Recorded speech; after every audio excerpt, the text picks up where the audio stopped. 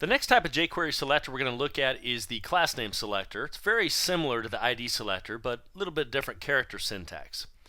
So to use the class name selector, you're actually going to use the period character inside of your selector name. So for example, we have the jQuery object you can see here.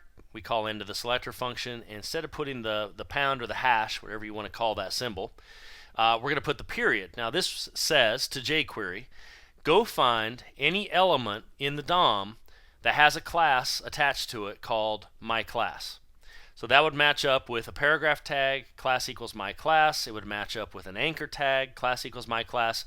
We're not telling it which type of class. So the downside of this particular approach here is that it is going to scan the whole DOM. It's going to have to look through all the different objects that are loaded up into memory, analyze if they have this specific class name, and then go ahead and return that set. Now, the upside is it's really convenient. You can see how easy this is. There is no equivalent way to do this with normal JavaScript. You'd have to do get elements by tag name, or you'd have to just loop through all for the DOM and loop through every single node and then check the class name on it to make this work. So it is very compact, very easy to use. Now you can also combine this and do things like multiple class name searches. So in this example, you'll notice that we're just going to do very similar to what we showed earlier with selecting multiple tag names. But in this example, we're going to grab the blue div and the red div, and that set of items, the set of DOM nodes that matches those class names, will automatically be returned. So this would give you everything that has those class names out of the DOM. Now the other thing you can do, and this is good for performance in general, is you can go in, and if you don't know the ID, it's always best to go through the ID if you happen to know that.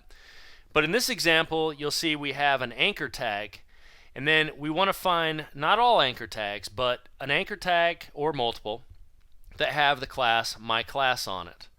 So that is definitely way more efficient than just doing .myClass as in the previous slides, and the reason for that is we don't have to scan the whole DOM. This particular example will automatically allow us to go in, and then we can grab all of these items and manipulate the classes. So really, really nice, really easy to work with, but I would recommend be smart about it. Just because jQuery selectors are very concise and very easy to work with doesn't necessarily mean they're going to give you the best performance in all situations. So in this case, not too bad because we're locking it down, but just be aware of that as you're selecting your different items. So let's take a look at an example of using the class selector with jQuery within our web page.